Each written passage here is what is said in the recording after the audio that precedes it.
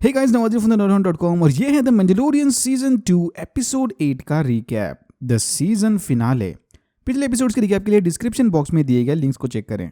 Episode 8 की शुरुआत होती है डॉक्टर पर्शिंग के शटल और स्लेव 1 के बीच चली स्पेस बैटल से। आई थिंक किसी तरह इन्होंने पर्शिंग के शटल की लोकेशन भी ढूंढ ली होगी। शटल के पायलट्स को लगता है कि शायद इन पर पायरेट्स का अटैक हुआ है। भाई इधर एक बात तो कंफर्म हो गई कि ये लैब इंजीनियर्स की अपनी लैब के बाहर जरा भी नहीं चलती। तभी बोबा फेट आयरन कैनन की मदद से पर्शिंग के शटल को डिसेबल करता है और उसे स्लेव 1 के कब्जे में ले लेता है। शटल के शील्ड और ट्रांसपोंडर्स के डिसेबल होते ही मैंडो शिप के अंदर जाकर पर्शिंग से ग्रोगू का हाल पूछता है। डॉक्टर पर्शिंग मैंडो को दिलासा देते हैं कि भाई ग्रोगू गिडियन के पास सुरक्षित है। अब इनका प्लान है इस शटल को हाईजैक करके उसके अंदर छुपकर गिडियन के क्रूजर में घुस जाना। बट इंपीरियल पायलट थोड़ी ना इतनी आसानी से हार मानेंगे। इनमें से एक अपनी जान की खातिर हार मानने को तैयार था, पर तभी दूसरा कट्टर इंपीरियल पायलट उसे ब्लास्टर से मारकर पर्शिंग को बंदी बना देता है। एक क्लोन इंजीनियर होने की वजह से डॉक्टर पर्शिंग इंपीरियल का बहुत ही इंपॉर्टेंट मेंबर है। ये उसे इतने आसानी से जिंदा मैंडो के हवाले नहीं करने वाला। मामला गर्म होते ही यहाँ कारा डून भी आ जाती है। पायलट इसे देखते ही पहचान लेता है कि ये अल्डरान की निवासी है, वो प्लैनेट जिसे डेथ स्टार की टेस्टिंग के वक्त उड़ाया गया था। फिर ये अल्डरान के खात्मे को लेकर कारा को उकसाने लगता है, जिसके बाद कारा अपना कंट्रोल खोकर उसका भेजा ब्लास्ट कर देती है। कारा डून का ये रूप देखकर मैंडो भी थोड़ा टेंशन में आता है। थोड़ा भी इधर उधर हो गया होता तो डॉक्टर पर्शिंग भी निकल लेते पायलट के साथ। शटल को अपने कब्जे में लेने के बाद मैंडो बो कटान से मदद मांगने जाता है। क्लोन वॉर के फैंस इस गॉन्टलेट स्टार फाइटर को देखते ही पहचान गए होंगे। डेव फिलोनी और जॉन फेरो ने इस एपिसोड में फुल ऑन फैन सर्विस की है भाई, ऐसे छोटी से छोटी डिटेल से लेके बड़े से बड़े रिवील तक। मैंडो और बोबा पास वाली कैंटीना में जाकर बो कटान और उसके साथी कोस्का से मिलते हैं। मैंडो इन्हें बताता है कि गिडियन ने ग्रोगू को किडनैप कर लिया और अब उसे छुड़ाने में इनकी मदद चाहिए। पता नहीं अचानक से बो कटान के एटीट्यूड को क्या हो गया था इधर। बो कटान की नेगेटिव बातें सुनने के बाद बोबा इसे वहां से निकलने के लिए कहता है कि ये मैंडेलोरियन इनके कुछ काम नहीं आने वाले। एक क्लोन के मुंह से अपनी इंसल्ट सुनने के बाद कोस्का को मिर्ची लगती है और फिर इन दोनों के बीच थोड़ी हाथापाई होती है। पर फिर बो कटान इनकी लड़ाई रोक लेती है कि अगर इतनी बहादुरी एम्पायर के सामने दिखाई होती तो आज मैंडेलोर की कंडीशन कुछ और होती। फिर बोबा और बो कटान आपस में भिड़ जाते हैं, एक दूसरे को ताने मारते हुए। इधर एक और कंफ्यूजन फिर से आ गया। तो लास्ट एपिसोड में हमें लगा था कि क्योंकि जेंगो एक फाउंडलिंग था और रूल्स के हिसाब से उसके आर्मर पर बोबा का हक होना चाहिए, तो उस हिसाब से बोबा भी मैंडेलोरियन हुआ ना। बट नहीं, बोबा ने कंफर्म कर दिया कि उस आर्मर पर तो इसका हक है, बट इसका मतलब ये नहीं कि वो अपने आप को एक मैंडेलोरियन मानता है। लो भाई स्टार वॉर्स फैंस, फिर से भिड़ जाओ इसी क्वेश्चन को लेकर। मैंडेलोरियंस और स्टार वॉर्स फैंस के बीच ये एक चीज कॉमन है, आपस में लड़ाई करने उन्हें बहुत मजा आता है। एनीवेज, फाइनली इनके बीच एक डील होती है। बो कटान मैंडो और उसके साथियों की मदद करने के लिए तैयार होगी, बट बदले में मॉफ गिडियन को हराने के बाद डार्क सेबर पर इसका हक होगा, ताकि ये उस डार्क सेबर की मदद से मैंडेलोर पर अपना कंट्रोल वापस ले सके। इस डार्क सेबर और मैंडेलोर के कंट्रोल को लेकर आगे बहुत डाउट्स आने वाले हैं, तो बी प्रिपेयर्ड। मिशन की प्लानिंग करते वक्त बो कटान इन्हें बताती है कि एक जमाना था जब गिडियन जैसे क्रूजर पर 100 से ऊपर ट्रूपर्स रहा करते थे, बट अब एम्पायर के गिरते ही इनकी तादाद कम हो गई। इसके हिसाब से क्रूजर पर कब्जा करने में इन्हें ज्यादा प्रॉब्लम नहीं होना चाहिए। बट तभी डॉक्टर पर्शिंग इनके सारे एक्साइटमेंट पर पानी फेर देता है। ये बात तो सही है कि क्रूजर पर स्टॉर्म ट्रूपर्स कम हैं, बट गिडियन के पास इनसे लड़ने के लिए एक निहायती खतरनाक फौज मौजूद है, डार्क ट्रूपर्स। वीडियो गेम्स की तरह ही गिडियन के ट्रूपर्स भी 3 जनरेशन में आते हैं। ये वाला डार्क ट्रूपर्स का 3rd जनरेशन है। डार्क ट्रूपर्स को और इफेक्टिव बनाने के लिए इन्होंने उसकी सबसे कमजोर कड़ी निकाल दी, ह्यूमन एलिमेंट। मतलब ये 3rd जनरेशन वाले डार्क ट्रूपर्स 100% ड्रॉइड्स हैं।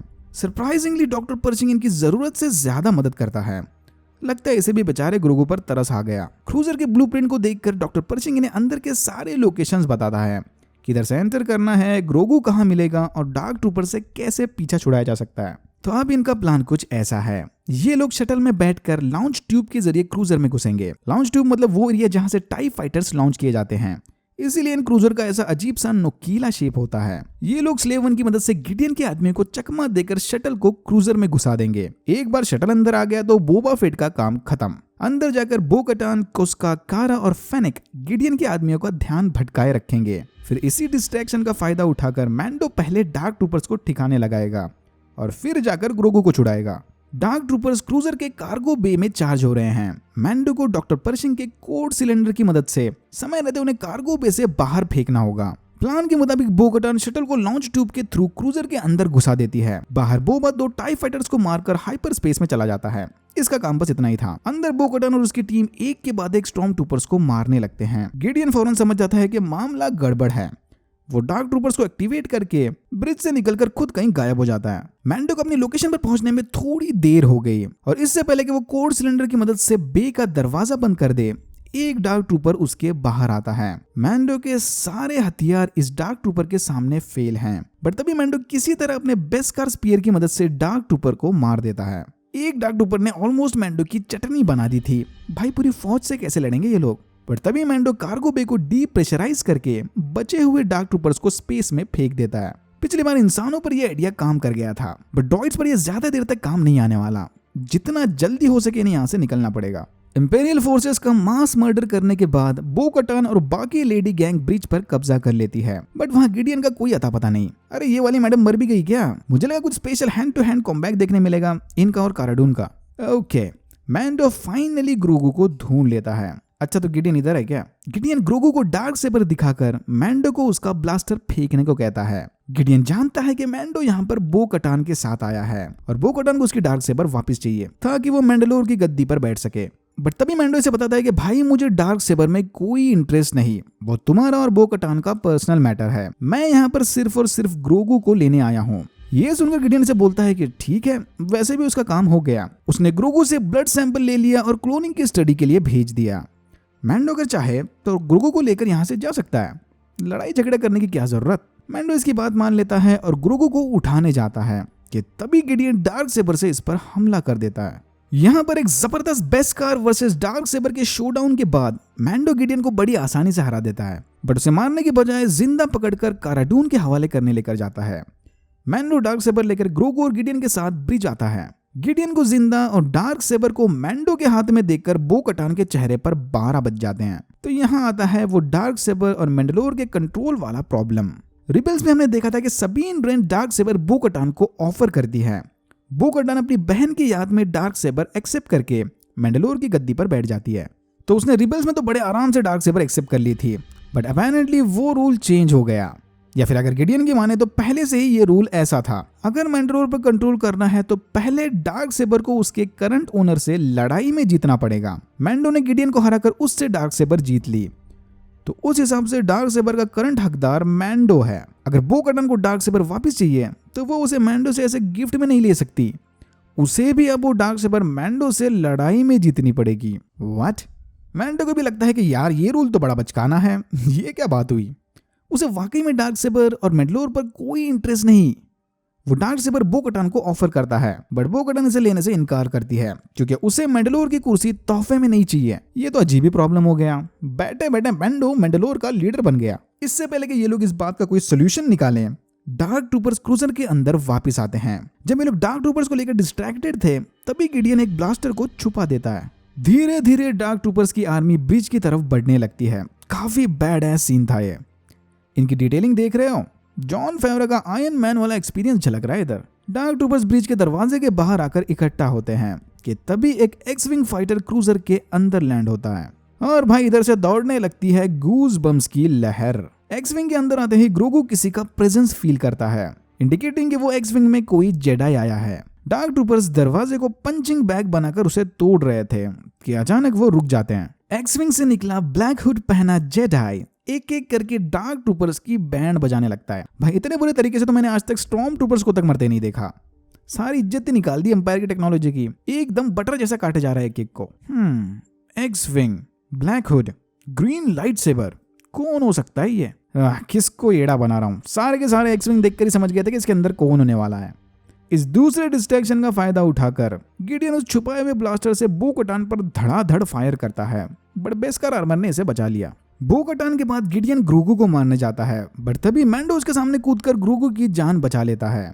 इससे पहले कि गिडियन खुद को मार ले, काराडून उसके हाथ से ब्लास्टर गिरा देती है।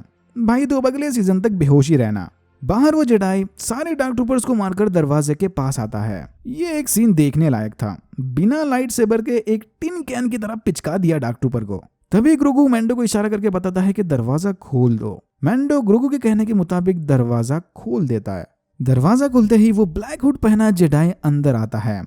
फिर अपने लाइट सेबर को धीरे से डीएक्टिवेट करने के बाद वो जेडाई हुड हटाकर अपना चेहरा दिखाता है। Luke Skywalker.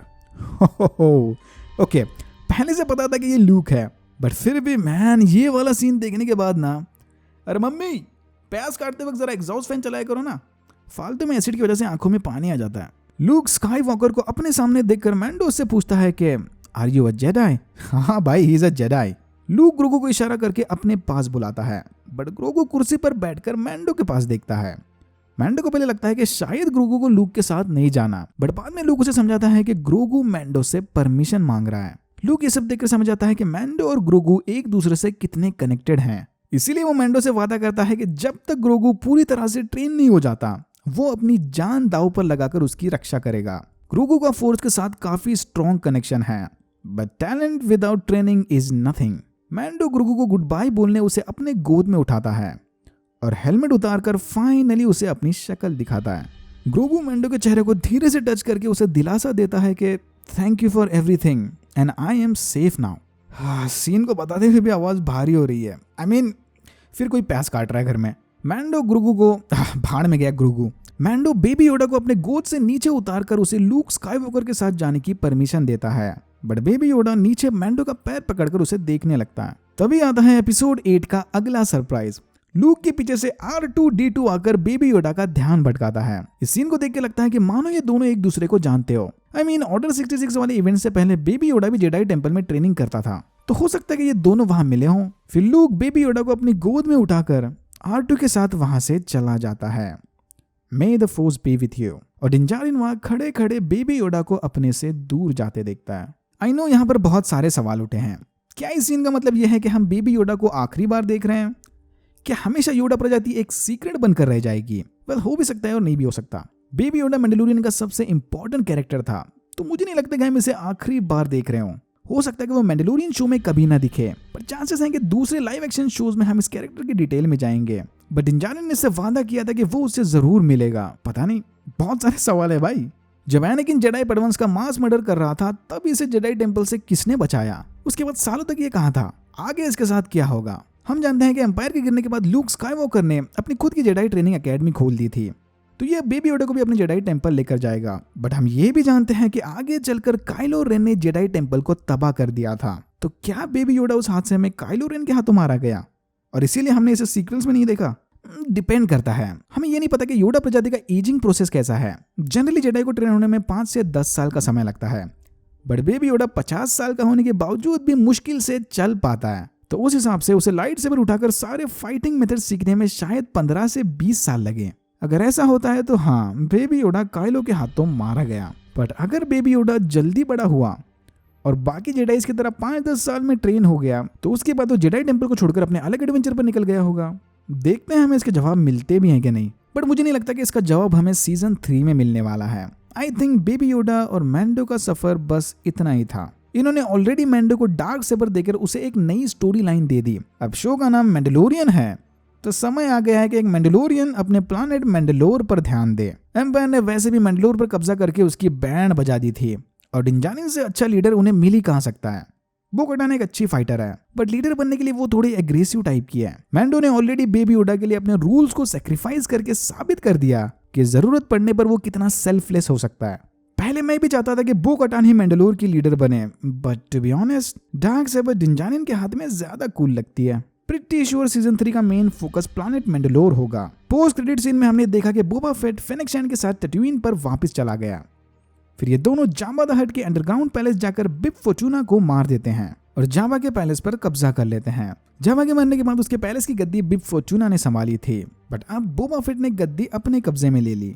Surprise surprise, Boba Fett को भी नई सीरीज मिल गई, the book of Boba Fett, जो दिसंबर 2021 में आएगी। तो क्या इसका मतलब मैंडलोरियन सीजन 3 थोड़ा पहले रिलीज होगा? दोनों साथ में रिलीज होंगे? जी हाँ, दोनों एक ही हैं। जो भी है, 2021 और आने वाले कुछ साल स्टार वॉर फैंस के लिए बहुत ही सही होने वाले हैं। Alright, that's it for now and May the force be with you. Always. अगर आपको वीडियो अच्छा लगा तो please like, share and subscribe for more videos like this. मैंने ऐसे और भी वीडियोस बनाए जिनके लिंक्स आपको डिस्क्रिप्शन बॉक्स में मिल जाएंगे। Thank you very much for watching and I am hoping to see you in my next one.